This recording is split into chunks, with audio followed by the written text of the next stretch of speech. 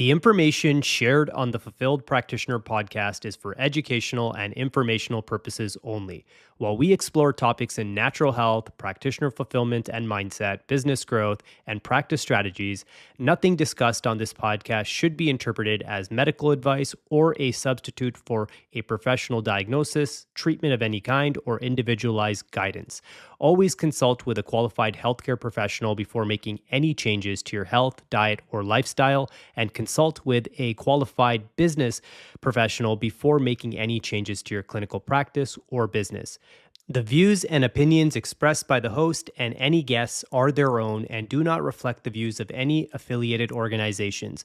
The Fulfilled Practitioner podcast is not responsible for any actions taken based on the content presented. By listening to this podcast, you acknowledge that you are fully responsible for your own decisions, actions, and outcomes.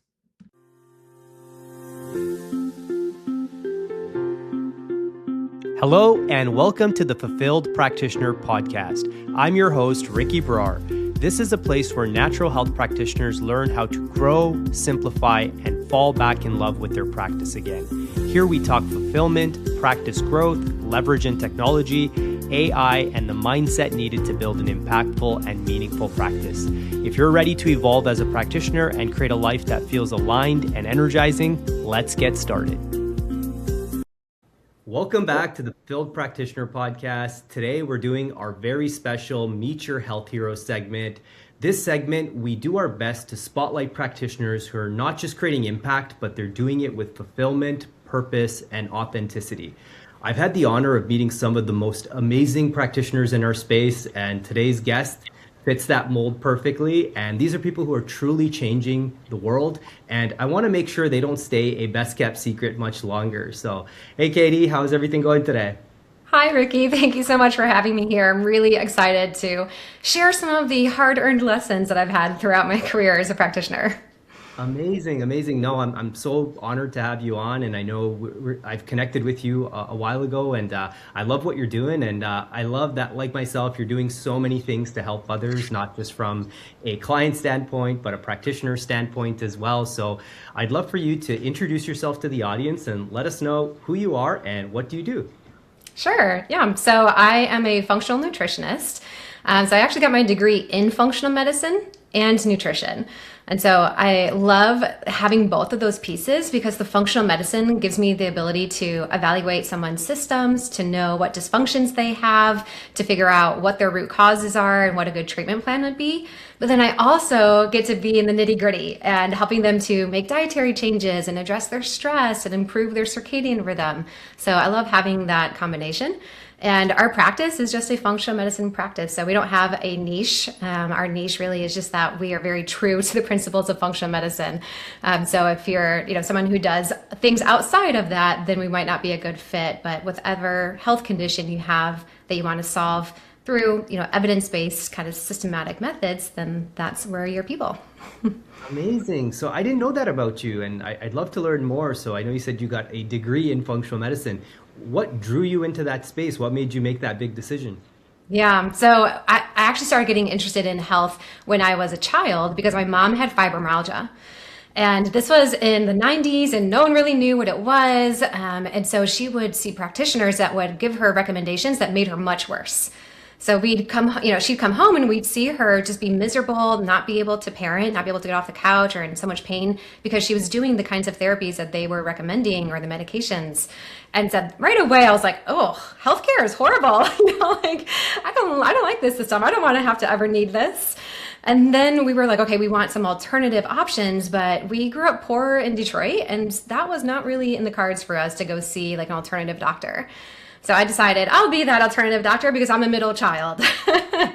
So I got to keep the family together. So I started reading medical encyclopedias in middle school and signing up for Chris Kresser and Mark Hyman's newsletters in high school before they were ever part of a functional medicine movement, and reading Jordan Rubin's book. And these things kind of just started to shape what I thought was maybe the path forward for how we can heal and how we can be healthy. And then I got sick myself in college. I traveled internationally and picked up parasites and bacteria of all kinds. I was in lots of different hospitals and came back with IBS and Hashimoto's, and my body was just kind of failing me at the young age of 20, which I know you can very much relate to. And then, was doing whatever the doctors recommended, and it was not making me better. And I still had severe IBS several years later and felt like I couldn't really function. And that's when I was like, I need to figure this out for myself. So I did kind of figure that out for myself by just going in and seeing a doctor and trying to understand who are the people that do things outside of conventional medicine.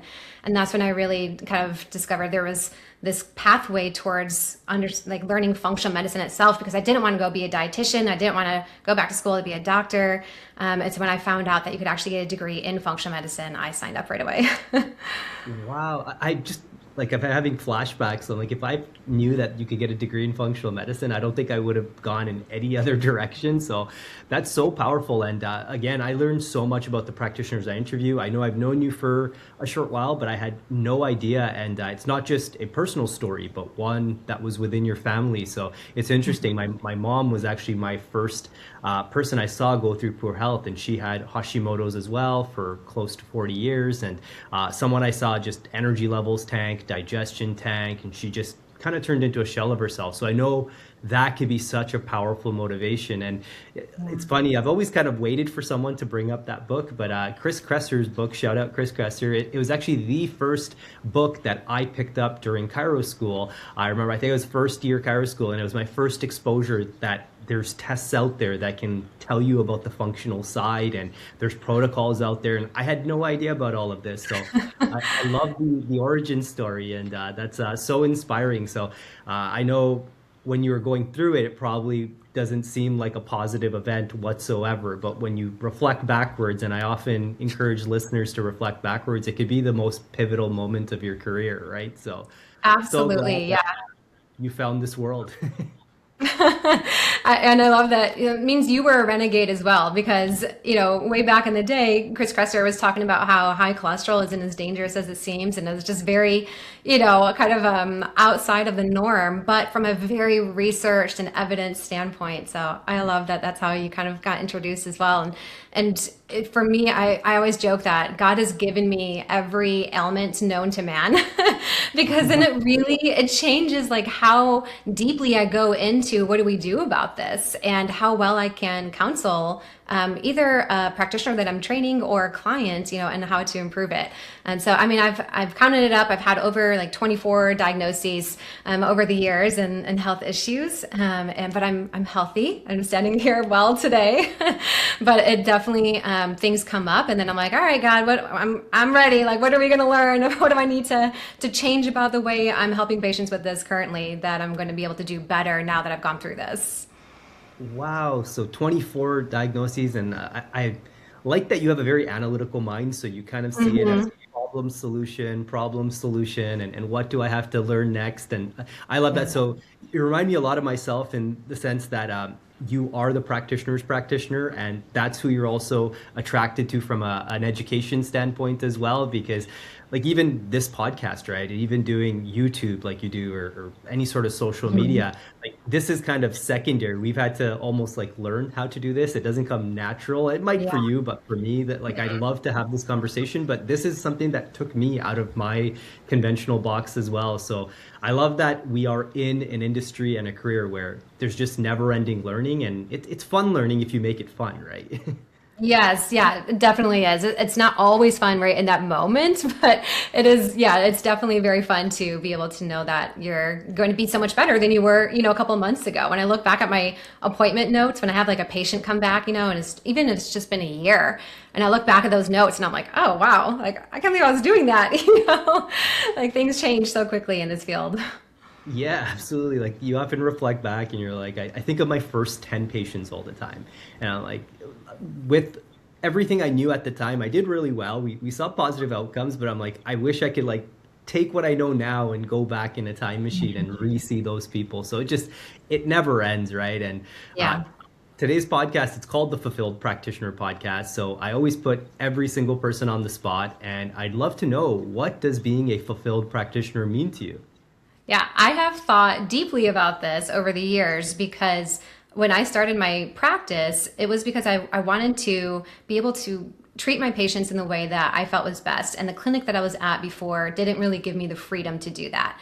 And so over time, it just started to feel like I wasn't really living aligned and with integrity because I wasn't doing something or recommending something that I thought could really help them. And so I started my practice just out of that need to be able to help patients with integrity, not out of some, big goal to be a business owner or anything like that. And then it just took off. It just grew, partly because I realize now because I had already been doing social media and blogs. And I was really just doing it because when a patient would ask a question that I didn't want to repeat, I just wanted to be like, go look at this post. And so that's why I would do it. I was like, okay, if I've said something over and over again and I want to have a lot of research to prove to people why I'm saying it, then I would go write it down and then I'd point patients to it. But I realized that actually was marketing after the fact. And it was helping people to find me when I started my own practice. And then we also had the pandemic and people were really interested in their health during that time. So my practice just took off. And because I didn't have any training or any knowledge and I hadn't really planned this, I was just kind of flying by the seat of my pants. And Ricky, I spent some years not fulfilled, let me tell you. It was really hard because I started hiring and having a group practice and then having admin and having HR and accounting and all of these things that I didn't know anything about and I really had no interest in. And so I was really stressed and there were a lot of tears and there were a lot of hard nights, but I was so motivated because I knew if I had more people working in my practice, I was helping more people. And that's always what drives me, is helping people to be able to live the quality of life that they desire. And so I knew I had to figure it out. And so over the years, now that, the last couple of years, I really have felt very fulfilled as a practitioner and really stable and just, really calm and grateful for the practice that I have. And so the way that you said, I have a very analytical mind. And so I'm like, okay, what have I done that has changed and how can I capitalize on that and reinforce it so I can continue to feel more fulfilled and then save other practitioners the heartache that I went through. And so through that process, I came up with the fulfillment formula. So it's like a Venn diagram, but with 3 pieces instead of 2, because we're functional medicine, so we got to be more complex, right? And so the 3 parts of the fulfillment formula is the first one, which is the one that we're all most comfortable with, which is functional medicine knowledge. And so this is understanding, root causes and diet and lifestyle and interventions. And there's always more we can do in this front, right? But being able to have a place that you can go that has your functional medicine knowledge, that makes it really quick and easy and you can just research things, that's when you can feel more fulfilled in your knowledge. Because just having finished training and graduating, that usually is not enough. It doesn't teach you how to actually work with the patient. And then the second one out of the 3 is connected client care. So this is client care that is based on a therapeutic relationship that's very strong in rapport, that works on mindset, that really leads to transformation, not just getting them results, right? Because for me, a failure of what I've done with a patient would be I got them to reach all their goals, and then, a year later or 2 years later, they're back in my office or someone else's office being like, yeah, I did this program a while ago, it was great, but, as soon as I stopped it, things started coming back and now I'm back where I was. Right? That's a failure to me. So I'm always thinking about how can we make this sustainable? The only way to really do that is you got to change the brain, right? You got to change what's going on in the mindset. Yeah, so that's connected client care. And then the third one is business optimization. And this is where Ricky shines.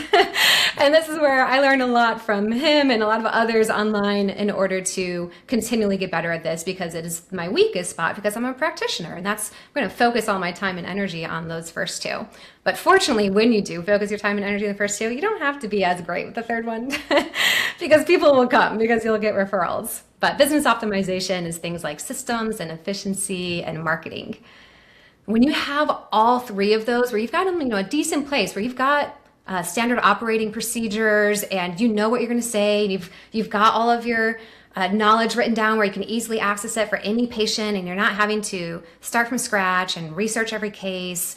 you will start to have, you'll get great results, you're going to get referrals, and you're going to have free time, right? And that's what I realized, those three things is what really makes me fulfilled.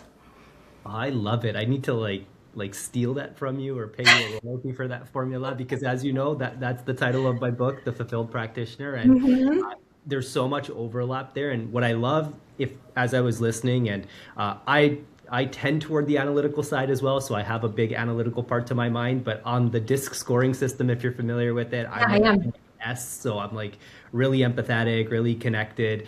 So I love to connect. So as I was looking at your story there and kind of seeing the parts move and how you came to this formula, I talk about it in my book, and I love that you started with the purest intention. So I always tell practitioners, choose the right intention. And you said it there where you're like, I didn't get into practice to like start a business, right? Like that was not the reason for you to want to do a practice. There's a lot of easier businesses where you'll sleep Yeah. peacefully through the night and you won't be woken up at like 4 a.m. thinking about a client or a patient. Like that's what we experience, right? But we love it. But you started with that and then you built systems on top of it. And I feel practitioners, they don't think like that. So you have a question come in, it's immediate feedback for you that, hey, I don't have an FAQ for this. I don't have a video for this. I don't have a blog I can send them for this. And that's how you create these systems. And I did a podcast a little while ago and I joked, but I was sincere and I truly meant it, is like when people would talk about systems 7, 8, 9 years ago, I would nod along and I was like, oh, I know what you're talking about, but I had no idea what they were talking about. So this is what systems are essentially. Like even from a knowledge-based standpoint, I love that you said that, like you do need clinical knowledge. This is not an industry where you can just rely on what you learned in your one designation or one program. Yeah. If you're not keeping up with it, you're missing out on things that are literally shortcuts for people to take to get better, faster, more efficiently, more affordably, more practically. So you're building systems on top of that. And then I also love that you acknowledge that you don't have to be perfect in all of these things. So we often teach practitioners is you don't have to be an expert marketer. You don't need to know Facebook or Meta ads inside out, but you should have a base understanding of these things so you know who to go, where is that resource for me to learn this and move forward. So yeah, you don't need to know it all, but you need to have that baseline understanding. So I love the formula. That's totally amazing. Yeah, and I love that, we have practitioners like yourself that have done the client care, that have, worked with patients, that knows what that's like, and then is also teaching how do you do technology, how do you create systems, how do you improve your marketing, because it just means so much more when you've got that heartfelt, you can trust where you're coming from and that it's going to make sense. It's going to feel aligned when you follow through on those recommendations because it's coming from the same place that our hearts are coming from as practitioners.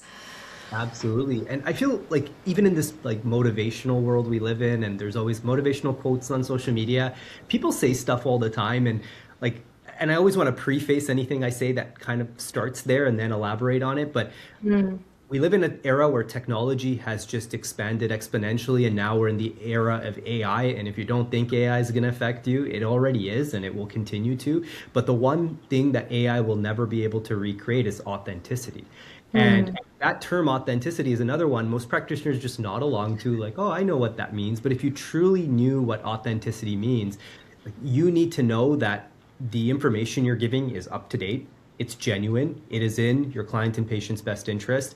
It is something that will help them move the needle forward, and it's coming from you. Or else, like, this is how you make yourself be irreplaceable, is like, why would you not just have an algorithm? They could just go to ChatGPT and turn it into an algorithm, right? Like fulfilled practitioners are not algorithms. They know that they have such an important role to coach people. So I love that. And I love that you're living your life by these guidelines and through this formula as well. That's an awesome share. What's giving you the most joy in your work right now? So I've already shared, I love working with patients and getting them to their goals. So right now, giving me the most joy is teaching other practitioners to do that because it allows me to multiply myself, right? So at first I was like, I didn't really have a desire to work with practitioners. It came through hiring and training over and over again because I've been open as a business for 7 years now. So we've had a few people come and go, and we also have, currently have 4 practitioners. And so I've been able to, train a dozen people over the years. And through that process was able to see when I train them and then watch their work and, am looking over their patients, they're getting their patients very similar results to what I was getting them. And that was just like this amazing, light bulb moment of like, oh my gosh, I can help so many more people. And so when I was doing that, though, they were all telling me that they were like, I wish that the colleagues from my program that I graduated from had these resources, because I'm in forums with them or text, threads, and they're saying that they're struggling, whether in different parts. Some of them are great at the connection component, but they just didn't have the knowledge of what do I actually do to help this patient, or they're great at both of those, but they just don't have the systems to be operating a business. So they're just drowning in constant admin work. And that over like 2 years was really tugging at my heart. And I was like, oh, I have all of these resources because I record everything so that we never have to come up with anything. We just copy and paste whatever we do. And I can't just let them sit here for us, 5 practitioners to use. And so I was like, I'm just going to kind of publish it and put it out. Oops, sorry, that was my water glass. I'm gonna publish it and put it out there, and I'm just gonna let people use it if they want to. But then as I started to do that, my heart started to grow of like, well, let me also share this with the practitioners. Let me also do this, and this could help them, because if I can help practitioners to be more confident, to be more efficient, to be more evidence-based, these things are going to help their patients so much more. Because I'm sure you've experienced this as well, and many practitioners listening, we get patients into our office and they've actually been burned by functional medicine. It's not just the conventional system. It's by seeing other practitioners who were calling themselves functional, but all they were doing was treating labs with supplements, or they were jumping into deep, harsh protocols that the patient wasn't ready for on many different levels. And they actually felt worse. They felt triggered, and now they don't trust practitioners. And it's it just breaks my heart to see people who are already struggling now have even less hope about their ability to heal, and have this big obstacle, which is trust. Because if you don't trust your practitioner, you could be given the best protocols in the world that work on a physiological level, and you still won't heal. Because we have to have that mind-body connection. So research makes that really clear. What you believe is going to impact how good you can feel. And so if we have clients that are starting to not really believe that functional medicine works, or that their practitioner can guide them towards their goals, then it's going to be really hard for them to ever reach them. So the more education I can do, and the more I have to constantly learn myself too. It's not like I have all the answers and, hey, if you just listen to me, then like all of your patients will be amazing. I want to always learn, but I'm already going to do that anyways. So that's just who I am. And so I can help more practitioners by sharing what I've already learned, and then continuing to share what I continue to learn, so that we can have less and less of those patients that do feel burned. Because I've done that myself. Like I've worked with a client in a way that made them feel like they weren't getting the help they needed, and now they had less hope. And that's the worst feeling in the world. And so I need to always be learning, for each different and particular client, how can I better adjust and change in order to help them to not only see results, but also feel really good about it. Amazing. And that's so powerful, and I think so under talked about, is there's a right practitioner for the right client. And sometimes there's a mismatch, right? And that mismatch is going to create a situation where even if like on paper you recommended all the right things, it's just not going to happen. Like we know about the placebo effect, and then there's the nocebo effect, right? Where there will actually be either no change or negative change, right? From any sort of intervention you provide them with. So that connection is so important. And that's where, like, I know early on in my career, that was my objective with every single person that I worked with, is I always wanted to connect with them on a deeper level, and kind of see where the psychology was, where their identity was, and kind of the language that they were speaking, and trying to find the quote unquote root cause within that, because that's often the first domino to fall with health issues. So that's so powerful. And the one big thing that a lot of practitioners, they either learn the hard way, and that's literally why me and you do what we do, is we're trying to prevent them from doing that, is like you could go to the bookstore and you could buy a book, and that book might be $20, $30, and you get to essentially get the entire life experience of somebody who probably spent 40, 50 years writing that book, if not more. So that's one way to learn. But the issue with that is that information was most relevant at a certain time. So now information changes so quickly. So I think both of us probably might agree to this, but I always have this feeling that like I need to be doing more for the practitioners I work with. I need to be doing more. I need to be doing more. And that thought, like it never leaves you. You just want to make sure you're giving them more and more and more and getting them up to speed. But we're in a very fast changing world. Like we're not in something that has been done the exact same way for 30, 40 years, right? This isn't Yeah. changing tires where all you need is like a torque gun and like that hasn't changed yet, right? This is something that has so many moving parts. And we're also now dealing with people that have trauma and other situations. So I know you mentioned probably a very hard lesson that you learned by this person you were trying to be the right fit for, but maybe it just didn't work. Is there a practice lesson that stands out to you in your career that taught you a lot? Yes, yeah, that is exactly right. I have learned, and I continue to learn because every patient is so different, how to match that patient's stage of readiness. And it's not just their mental readiness, because they, mentally they can be like, yeah, I'm ready. Like, let's go for it. But to really match their holistic readiness, because if their nervous system isn't ready, then anything you do is probably going to make them worse. Right? So we've learned like different assessment tools over the years of how to use questionnaires, how to use specific questions in our evaluation, how to see how they respond to just a few initial changes. Like we start really small. We don't really start with like, 8 supplements and the most restrictive autoimmune diet or, that kind of stuff. And so we have, learned to go slower, especially with patients that have a lot of symptoms. We use the medical symptom questionnaire from IFM. We've adapted it a little bit. But if they score 100 or above, that's a patient who does not feel safe. That's a patient whose limbic system is going to be more activated because it doesn't know how well it's going to survive because its systems have gone offline, right? So if the body could heal itself and they could be better by changing their diet and doing some meditation, then they wouldn't reach a MSQ score of 100. So when we start to have patients with that or other stress-related conditions like POTS or interstitial cystitis or IBS or GERD, different things, migraines, that we might be like, okay, let's try to just kind of see how you respond, because your body will tell us a little bit better oftentimes than your brain will what you're actually ready for and what kind of pace we can go at.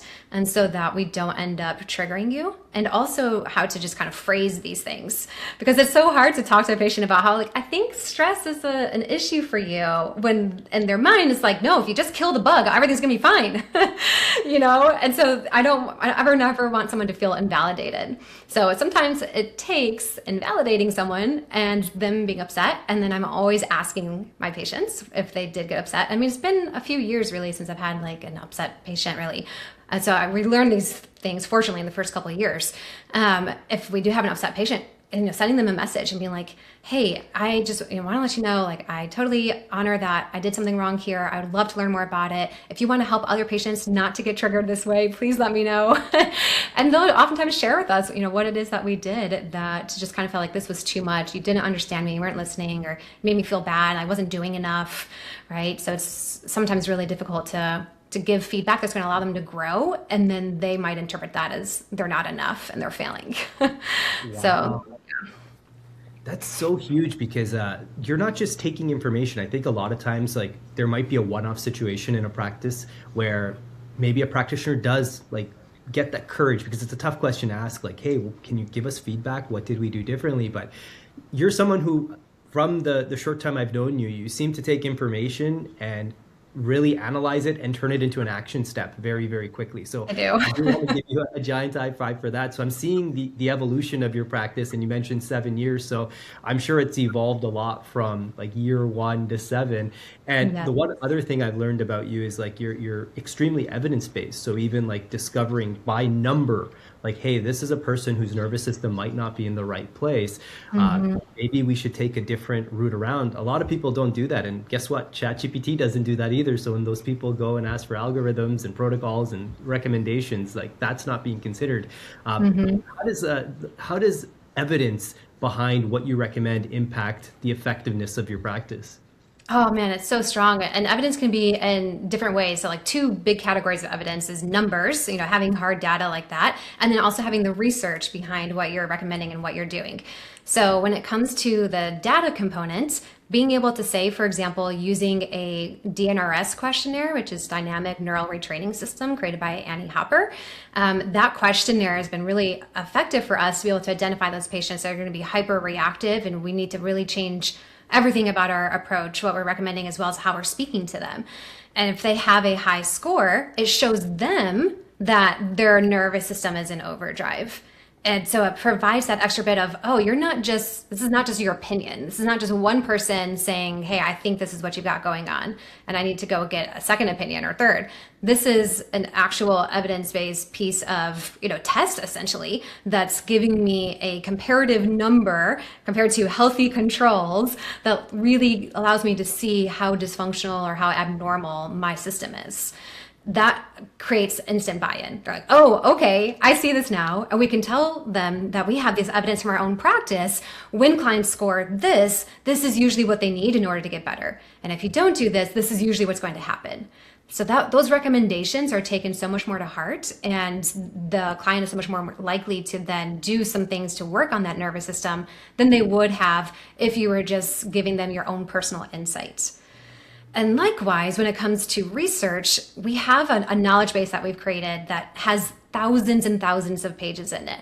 So we've got information on every health condition and supplement and lab and what the research shows behind it. Because I don't want to give anything that is not going to get buy-in from the general population. Because for example, if you give a client who's like, I'm into alternative stuff, you don't have to convince me of anything, just give me whatever you've got. But their husband at home is like, no, is this legit? And so there's this constant tension that I'm trying to heal this way, and my husband's not being supportive. He doesn't think I'm doing something that's even real. Then that patient, again, is not going to really get the same results. They're not going to heal as well. So if we have evidence that can convince the doctor and the spouse that doesn't think that functional alternative medicine is a valuable pathway, then now we can get buy-in from the whole team, from the whole group, and the patient can move forward in a way that feels like they're supported, and that's going to allow them to get better results. And also in the client session itself too, with that individual client, when you can say, hey, when someone did this activity, they stopped using blue light for 2 hours before bed, their hormone, their growth hormone or melatonin or cortisol or insulin, whatever have you, decreased or increased by this percentage. Whereas if you have blue light 15 minutes before you go to bed, it had this effect. At those moments, clients go, oh, wow. Right? When you have an emotional response, when there's novelty, I just learned something that is, factual, and now my emotions are involved, and I'm like, oh, that's going to get hardwired in. The client's really learning. Versus if you say, hey, blue light's not good for you, wear these blue light blocking glasses, I'm putting that in your notes. All right, next thing. Right? It's going to go in one ear and out the other. Client's not even going to know what happened. You're lucky if they review their notes in between appointments. And if they do, they see that and they're like, oh yeah, I need to get those. Oh, okay, here's a text message just came in. Right? And you meet with them and they haven't gotten anything. But if you have that moment where you tell them what the research showed and they're like, oh, wow, that's crazy. I had no idea. Now it's something that's more internal that their bodies experience, and it's going to be a lot easier for them to want to take action on it. Wow, I have to play with this tool, and I wish, again, from a time machine perspective, I could go back in time and use this early on, because that is a cautionary tale that every practitioner resonates with. And I can recall so many instances, especially if somebody's referred into you, they kind of have a picture of who you are and a pre-assumed bias of this person's going to help me with supplements. Especially you mentioned earlier, like, the term functional medicine it's too big of an umbrella. You could say you went to 10 different functional medicine practitioners. It's a completely different experience, right? And some of them, unfortunately, are following the this for that model. So it's just with supplements and not medications. So I can think back and I'm like, there's so many times where I felt there was a lifestyle piece. Somebody was burning the midnight oil. They were staying up far too late. Or if you called people out on their stress, they would normalize their stress and say, I'm not stressed. Like, this is just a normal. I work 60, 70 hours a week. I barely sleep. I have no time to prepare my meals, but I'm not stressed. That's just life. And I wish I had something evidence-based, because when you would bring that up or call it out, like, in the back of their head, I've never been said it in these words, but it'd be like, hey, be quiet, Mr. Supplement Man. Just give me the pill for it, right? Like, what do you know about my life? What do you know about stress? What do you know about blue light? And I'm not wearing these wacky glasses. And these are the thoughts people go through, right? And you're right, they come with their notebook, and the notebook is filled by the end of your program. But when you actually action audit it, how many of these steps did you actually action? They don't have enough skin in the game. They don't have enough motivation or inspiration or evidence, which is the key term here, to actually make that meaningful switch. So I think this could be a massive, massive, massive resource for practitioners. And it's that first part of your fulfillment formula, right? It's Yes. you need that evidence-based clinical knowledge and something that grows with you. So like I can't wait to play around with it. Yeah, I had a client who has been through a lot of trauma throughout her childhood, really severe, significant things. She had seen a counselor, so she had done talk therapy. So she kind of thought, well, mostly I understand what happened, why it happened, what it does to me. I kind of feel like I've gotten over it. But she really struggled with her weight, and she struggled with emotional eating.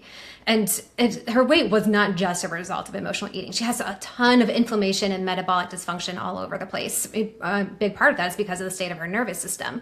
But she really wanted to lose weight, and she was so upset with herself that she was constantly self-sabotaging. And I was kind of telling her, hey, a big part of this is the limiting beliefs that we have, the way that we cope with stress, the things that we're storing that are changing your way your metabolism works. We need to address that. And it was kind of like I think I've kind of already done that. And also, but I want to lose weight. I was like, why do you keep talking about my trauma? Like, it's done, it's in the past, stop it. And so eventually I realized, okay, I need to give her, some evidence, right? So I gave her the ACE questionnaire, Adverse Childhood Experiences. She went home and filled it out. And when she came back to her next appointment, that was literally all we talked about for that entire 50-minute session. And a huge part of it was, one, she's like, when I filled it out and I scored a 9 out of 10, I sat there and sobbed.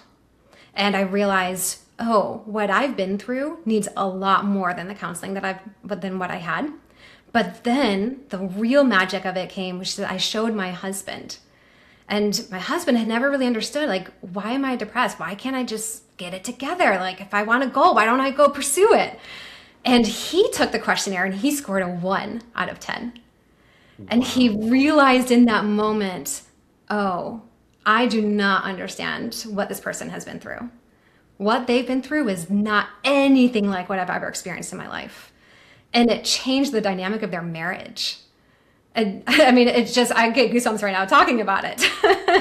So that sometimes those, having some data, having questionnaires or sometimes a test, it really can be the thing that just provides that transformative shift that we need to become the person that we want to be. Amazing. And what stood out to me there is when you compare it with labs, like a lot of people over rely on labs and Yes. for labs, but when you think about a lab, you provide the sample, but the analysis happens from the lab. Whereas when you fill out a questionnaire like this, it's literally you being pretty much, I don't want to say forced, but you're facing it head on, what the question is asking you, to explore that internally and actually put pen to paper. And then you get a quantification right after that with a score that you can then compare to family members and other people as well. It's so powerful. So I've always been such a fan of questionnaires because it creates a lot of skin in the game, and it allows people to go introspective and actually explore these other areas that it's not just us preaching it to them, right? Yeah. People sometimes just like think that what we want for them is this ideal of health where they're doing everything perfectly like a robot. But that's not true. Like, we want practical solutions for each and every person, and what you can fit into your life without having to flip it upside down or become someone new or move out into the middle of nowhere where there's no Wi-Fi signals. Yeah, so it's very, very practical. So I love that you're doing that, and it's so powerful. And this is somebody that, like, you can never get that from a lab test, right? Like, yes, you can say, hey, this is a bug, and I've put all my eggs in a bug basket before personally as well, and it didn't play out. But this is like where true health is found on these levels. So like, that person's walking through life, and there's no supplement that's getting around that. They're going to be in permanent cell danger response and not be responsive. So how many practitioners have beaten themselves up over someone that needed to explore that side to them? So powerful. What I love, Katie, and as we're getting further into the interview, is you've taught me so much. I've learned so much on this interview. I have to go back and study the notes and the transcript and look up all these questionnaires you did mention. And how do you continue learning and staying inspired without burning out? Like, you're managing a practice, you're working with practitioners, and you're continuing to learn. Like, how do you do all that? Yeah, I mean, I will say part of it is not just my own effort. I do have ADHD. So I am hardwired to multitask and to take in information constantly, and my brain works faster than the average person's. So I don't want to fool anyone by being like, I'm so great and I just work so hard. It is actually kind of like my natural resting state. It's a little bit of an advantage when it comes to this field and being a practitioner and being a business owner. But because of that, I mean, I will learn all the time, whether I'm driving in the car, I am folding laundry, I'm in the shower, I might be listening to a summit, a podcast, a audiobook, a YouTube channel. And so I do have to put boundaries on that. Because if you were always in that state, then your nervous system is in an engaged state. I like to use my Aura ring, and it will track what my HRV and heart rate is. And an engaged state is higher up on the stress scale than a restorative state is. And that's going to be more, parasympathetic. And at the very top is stress, and that's sympathetic. And engaged is kind of knocking on the door of the stress section. And so you don't want to always be pushing your body into that state. It's actually not going to make you, as great of a practitioner, because you're not going to have the connection component, because connection happens in a little bit more of a parasympathetic state. And then you're also, your health is going to suffer a little bit. You don't sleep as well. I'm just not able to, go for 18, or 16 hours and then just like stop and go to bed and then get all the deep and REM that I need, right?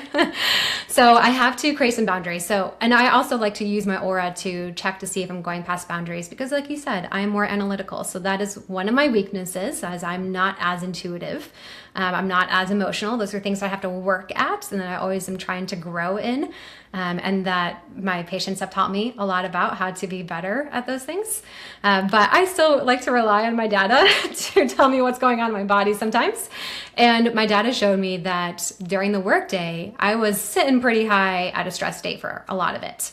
And so I had to learn how to take breaks between patients. And even at my mealtime, I don't, fully take breaks. I actually am only taking like a couple minutes in between patient sessions. I have technically 10 minutes. It usually ends up being 5 by the time I'm done with the patient stuff, and then I've got to prepare for the next one.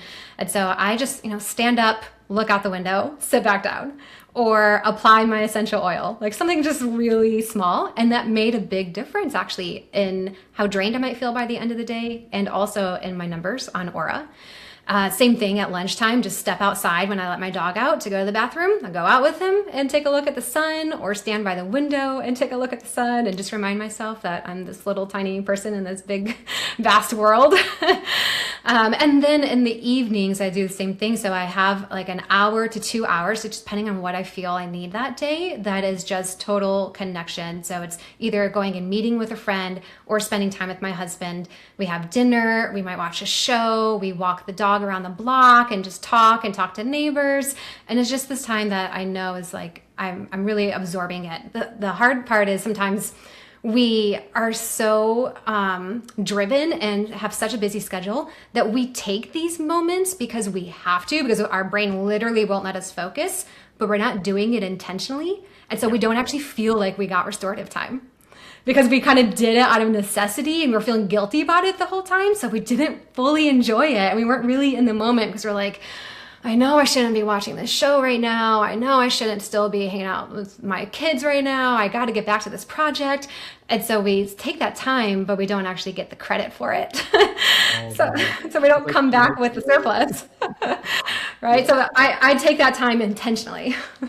Yeah, so there's some powerful terms you use there. So one is intention, for sure, and then the other one that came to me as you were speaking is you've learned to cultivate a higher sense of self-awareness using data, but also intuition. And the fact that you did mention like, hey, these are areas that I'm improving upon. People have taught me, patients have given me feedback, and like the fact that you're self-aware about these things, that's very, very powerful as well. And like you pretty much, like that was me in a nutshell, and I'm undoing a lot of it myself and building more intention. But it's funny, like anytime I would go for a walk, I'd have the headphones in, podcast going, and then like I think back and I'm like, the best and worst thing that ever happened was allowing any sort of of audio or video file to go 2x speed or 3x speed. I love it. Yeah, that's what my brain's taking in information on all of the time. And sure enough, like it's always going, right? And I always used to think that even if I'm driving somewhere, if I'm not learning while I'm driving, like whether it's an audiobook or a podcast or something, I'm wasting time. I had this like guilt, and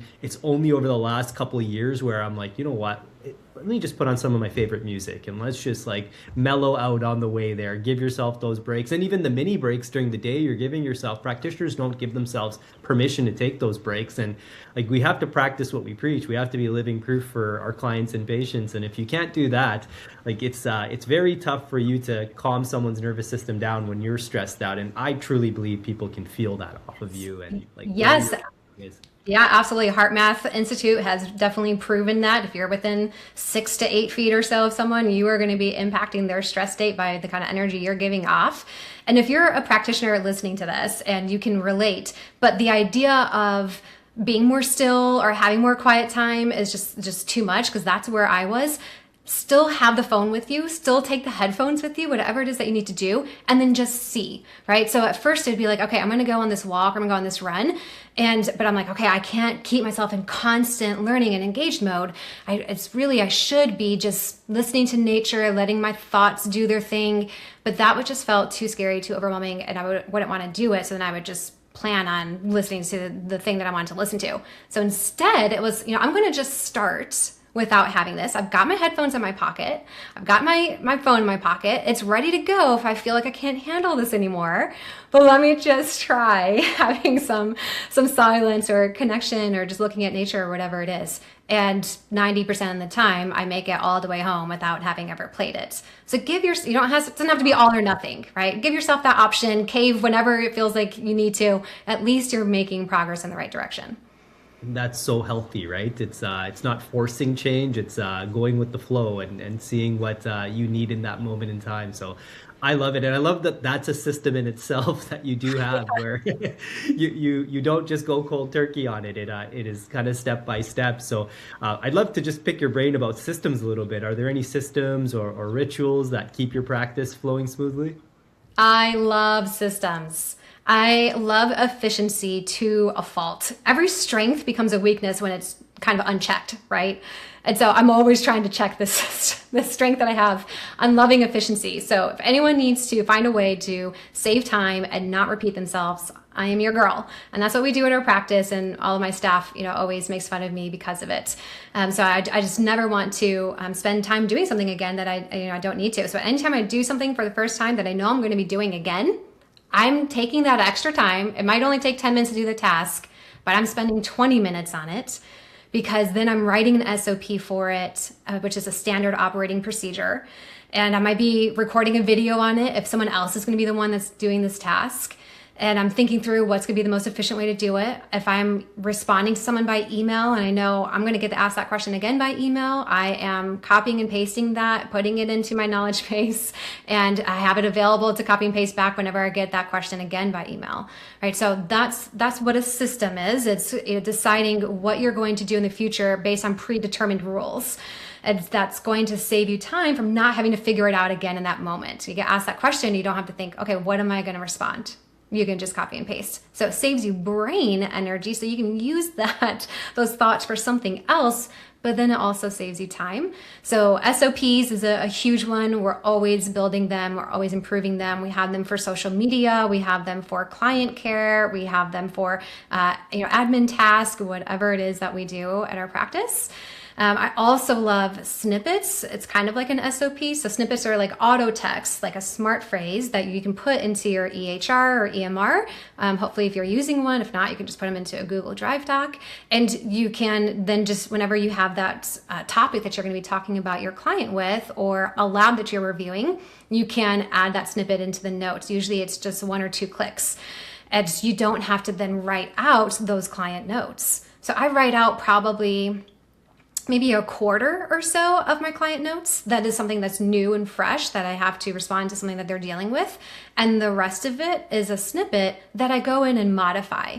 They might not need this dose of a supplement, or they might not need to do all 4 of these sleep things because they're already doing 2 of them. So I delete 2 of the 4 that's in the snippets, but it's something that we don't have to write. So it gives us more time to talk with the client. And it takes me about 2 minutes to finish my client notes after each session.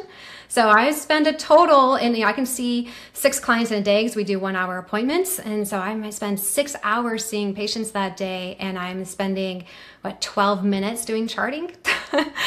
So those are absolutely vital. If you don't have them, make sure you have them for many things as you can. And every month I'm adding at least one new one, and that I find myself, okay, I'm going to have to use this again. We also have just like the tech tools that you are, probably an expert more than I am on this, but I use Trello for project management. It's free. I've never paid for it. I've used it with contractors and staff. It's so much better than sending anything by email. That's a task. You do not want to play the email game, right? That's just such the biggest time suck. So if I'm going to ask someone, my staff or contractor, to complete something, I'm doing it in Trello. It's going to be a card. It's going to have exact instructions for what to do. It'll have a checklist so that I know that the person's going to do each of the things that I really want them to do. So I don't have to keep going back and forth. Hey, can you adjust this or do it this way? I don't think you saw this instruction. You don't lose an instruction if you have to check off every item to complete the task.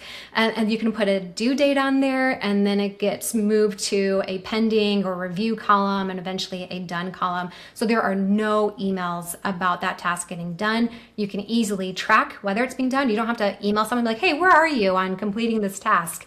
Right? So you save a lot of time with communication when you use a task management, which I'll do for research, or, hey, this supplement just went out of stock. Can you find a backup for it that we can use in the future if this ever happens again? Or here's a new lab I heard about on a summit. Can you look into it, see if we should offer it? What are the steps? Those are some examples of what you might put on a task management.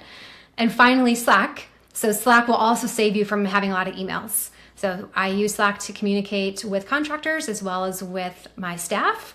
And that way I can put a task out there because I might not know whose board to put it on. I just say, hey, I need this done. Who volunteers? And the staff can see who's already written back, or, it's been almost 24 hours. No one's written back. Okay, I should volunteer.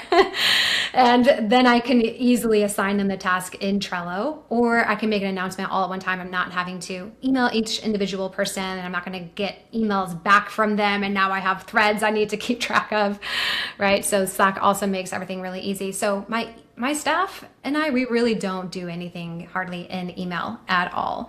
If we have to communicate about a client, we have a group chat in our portal, and that way all people can see the answer. So if in a month another practitioner has a question that is very similar, they're like, oh yeah, I saw her already give that answer to that a month ago, and now they're not asking me about it. So wow. If you have a staff, if you have multiple people that do the same thing, do not have them ask questions or answer them singly. You should do that as a group so that you're not going to get that repeat question back.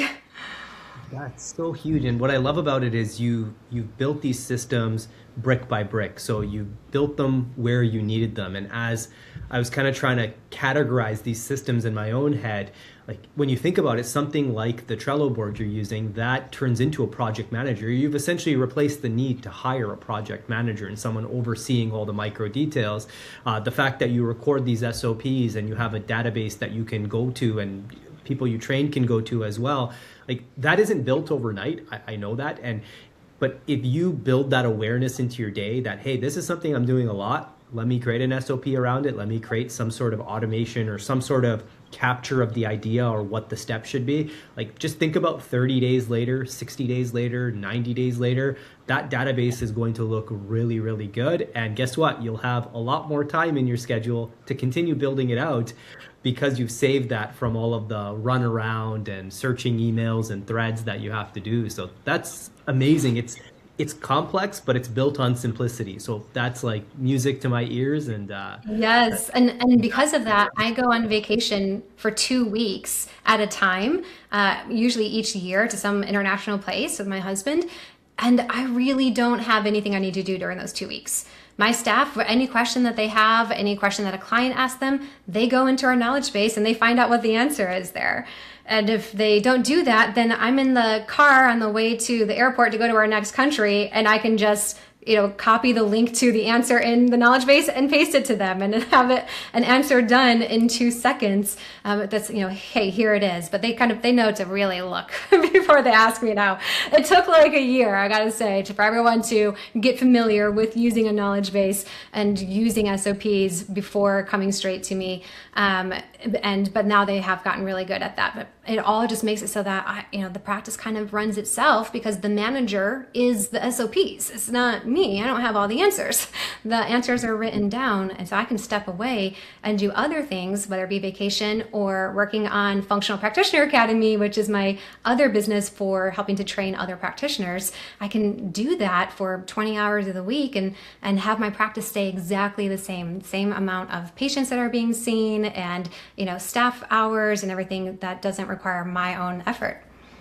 Amazing. And I think some of the practitioners listening are like, what? You take vacations? It's because of a lack of systems, right? So many people are tethered to their practices and they can't leave. They literally can't take a vacation, as crazy as that sounds. And I know when you mentioned the charting shortcut, I think charting is a word that makes every practitioner just go, like deep in the stomach. And yeah, if you can create these systems that allow you to really save time on those repetitive tasks, things you're doing all of the time, and they should be customized to you, that's just so amazing, and a way for you to feel fulfilled. You can't feel fulfilled if you're just managing this bandwidth all the time of like the things on your to-do list and the things you forgot about and the things that are delayed. So I love that. And I'd love to ask you, kind of with the landscape that's changing and technology that's been just exponentially increasing, and now we have AI as well, what trends do you see shaping the future of natural healthcare, and how do you plan to stay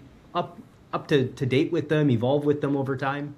Yep. So I think there's two big trends that I see. So one, of course, is the data side, right? And the tech. And that's what you were able to mentor me on, is how all that's changing, because it's so fast, and it is, there's so many different options. So I am so grateful to have someone like you in the field who is keeping up with all of that and testing it out for all of us.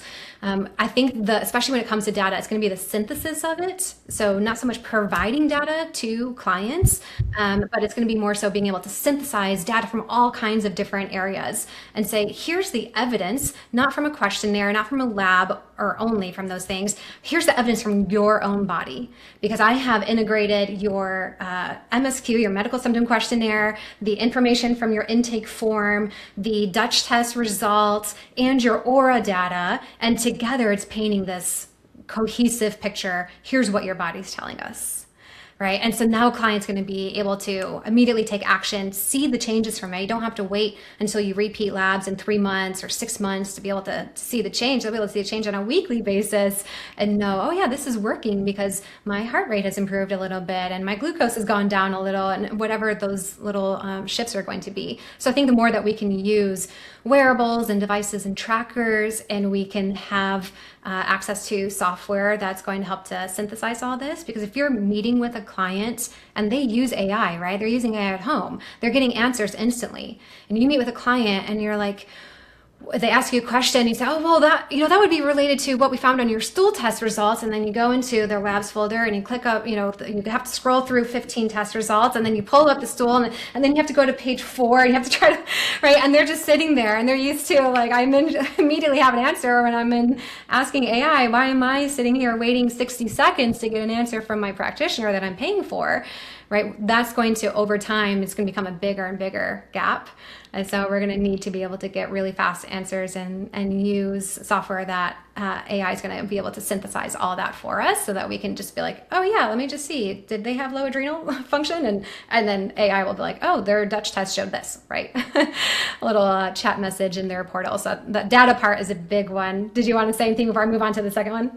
No, I totally agree with you. What's going through my head is just for the practitioners that are listening, just imagine a client or patient and imagine they have a perfect clone of themselves. and they go to a practice who's not leveraging this in their practice, and they go to a practice who is leveraging the AI and the tech, and they're able to get that answer. And oftentimes, like, humans make errors, right? They might miss something. They might not be able to connect the dot. Like, I don't like to use the word competition in the medical world or the functional medical world or anything like that, but like, this client is going to get a much better experience and much better information to them because they're leveraging that technology. So continue. That was Yeah, and we're talking about technology that allows us to do our job better. We're not talking about technology that replaces us in any way. Because if you're using AI to be like, here's my client's test results, what treatment plan should I create for them? I really wholeheartedly do not believe in that. And that is unfortunately something that is being provided to practitioners on a very corporate level within the functional medicine space. And that is something that I just really feel is going to negatively impact the client's journey. But we're using AI to make us, smarter, better, faster, to be our way to gather data and to synthesize data. But it's not what makes the treatment decisions. We still are going to need our brain, our connection with the client, our ability to determine that client's readiness on so many levels, and how they're going to perceive an intervention, and talking with them about what they think would be best, and all of those kinds of things that go into the treatment decisions. So the second one of what I see as trends coming up is, I think in the past, if we wanted to be able to impact more people and make more money, we could create courses. We could create online assets that didn't require us to be present for them. We could create group programs that have a combination of live and then the online asset that we could charge really high amounts for because there wasn't anyone else doing it, and it provided a result that they couldn't get elsewhere. But now clients can so easily get information elsewhere, and AI can tell them what to do about their health. We know that there's always going to be things that they shouldn't be doing, but the client doesn't know that. So they think that they are getting good answers from an AI that's really customized to them that would be better than a generic person from a generic online course. So I think if we want to be able to charge higher levels, it's going to require things that AI can't provide. So things like concierge or done for you services, where it's we make the supplement order for you, we make the lab order for you, we make the blue light blocking glasses order for you. We're taking things off of your plate that you don't have to do. That's something that is still, kind of unique for us that we can provide. I know there's AI agents that eventually you're going to be able to do some of these things, but we're probably a ways away from clients using that on a regular basis. So the more that you can have something done for the clients where they don't have to go figure it out. If you tell them, hey, I think you have an airway disorder, you should go have that checked out. Like, the client has to do a lot of work to figure that out. And so the more that you can say, hey, I think you might have an airway disorder. Here's this ring that you can wear from this company that you can get it at this link right here. And it will track you for 3 days, and it will tell you more about your sleep. And then here's this person that I have personally connected with in our town who can assess the data from that and give you more information on what would help. Right? Or here's an app that you can use that's free for 7 days and track what your snoring sounds like.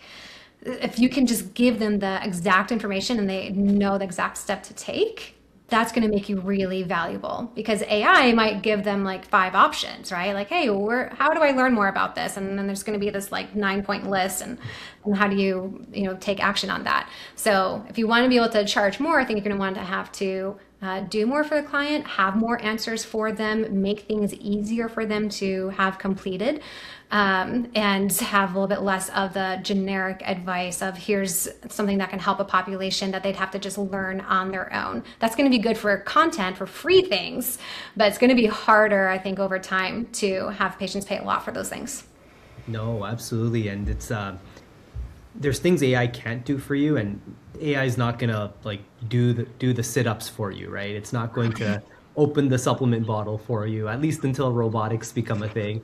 But it's something that all clients need. Is they need that point from point A to B condensed down into like the shortest actionable step possible for them to get ahead. And you're absolutely right. Like that's what they're going to value. And the fact that you have this experience, that you've seen this play out in other clients and you can pick up on the similarities, and then you're being guided by technology on top of that and AI on top of that, like that's the fulfillment formula at play, like to its max. Yep.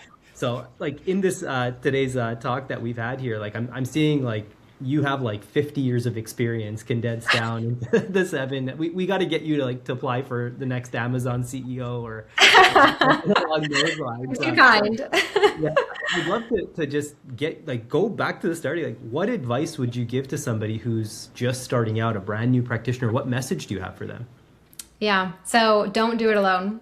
You just don't need to nowadays. And I don't mean do it with AI. I mean, use others' experiences because it will make you go so much faster. And I did the same thing in 2020, the first full year that I was in practice, I was listening to Sachin Patel on his Facebook Lives like every single day.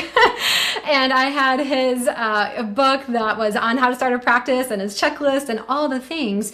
And it saved me. He had some things in there about what do you ask about when it comes to a lease? And I was able to ask those questions and I was like, oh, that was so helpful. And if I didn't know that, I would have had to backtrack and I would have, made my life more difficult.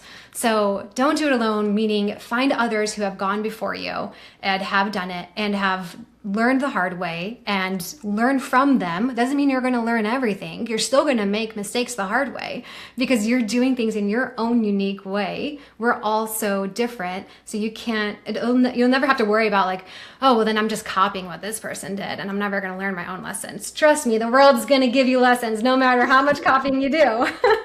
That's always going to be there.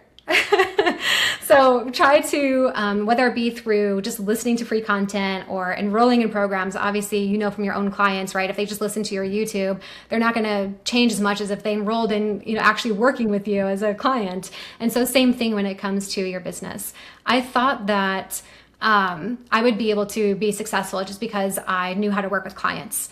And it took a lot of heartache to learn that anything you want to be successful at, you actually have to study. You have to learn about it. And so when I started hiring people, just because I knew how to work with clients, did not know I meant how to be a manager. I did not know how to be a good manager. And because of that, I had difficult relationships with my employees and some of them quit. And I was so distraught, like, why are they quitting? What is happening? And it dawned on me, what made me think that I would just naturally be a good manager is because I have people skills with clients.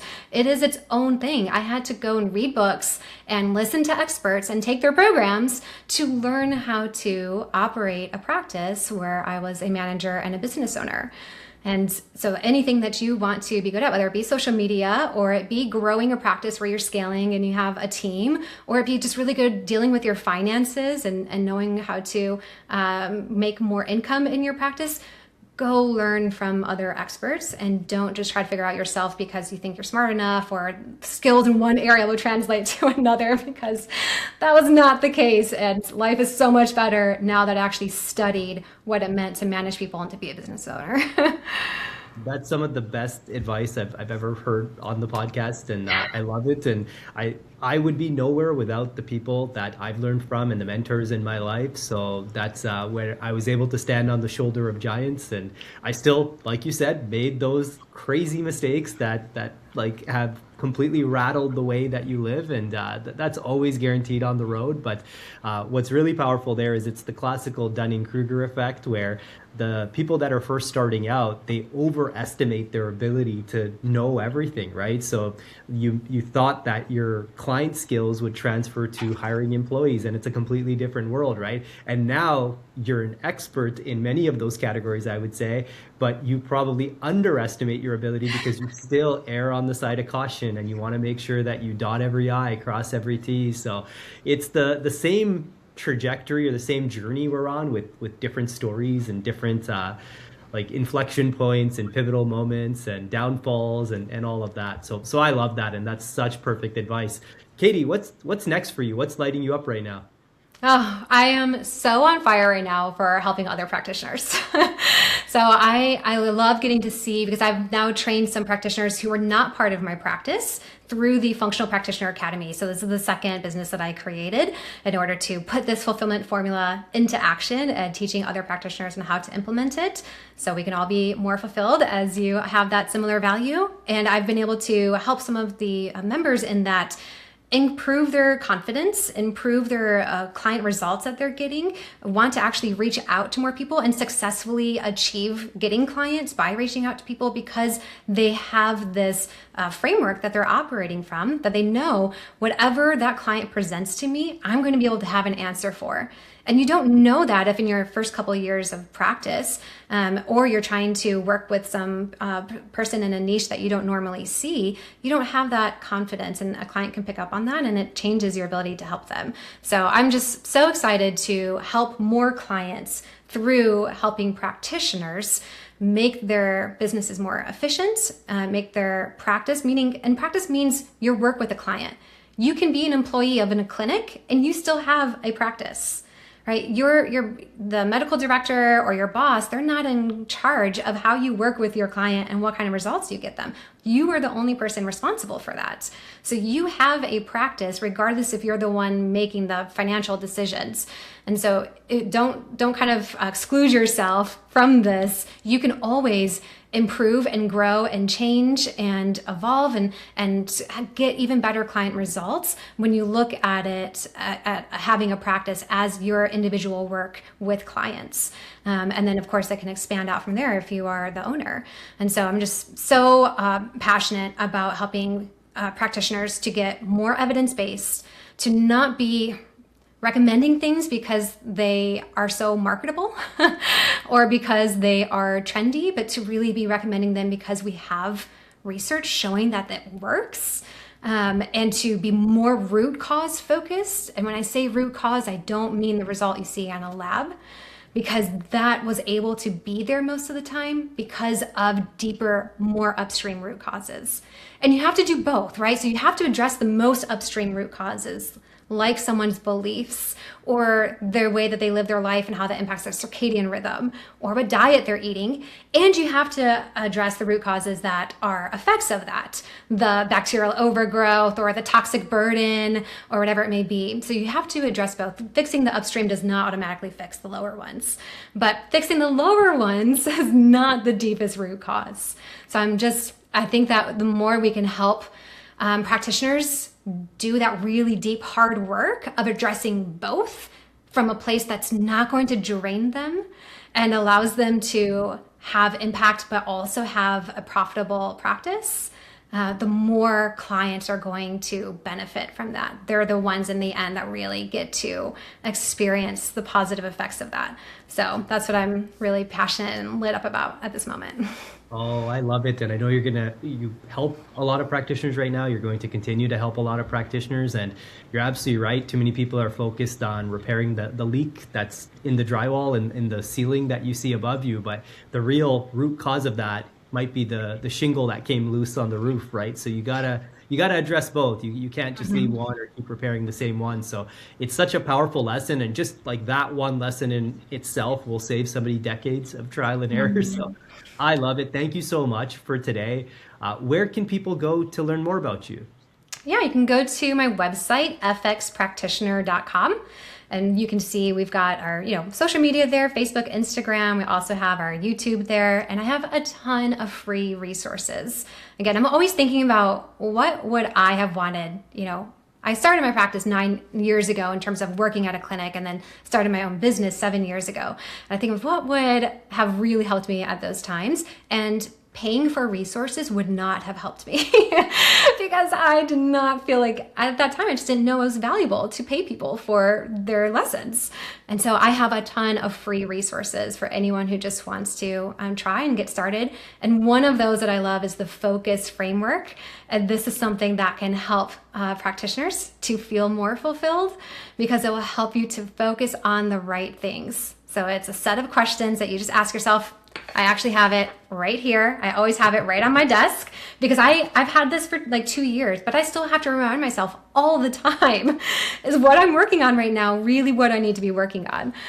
So I've got things like that that can just improve your practice, as well as evidence-based resources and all kinds of other things. Amazing. Thank you so much. And for especially new practitioners, that is just so helpful because it's not something that they have to pay for, and it's going to help them start making an impact right away. So thank you, Katie. I love your energy. I love your passion. And it's an honor to be on this journey with you and serve clients and patients to the best of our abilities. Thank you so much. I'm so grateful to have had this conversation with you. Amazing. Well, take care. Have a great rest of the day. You too.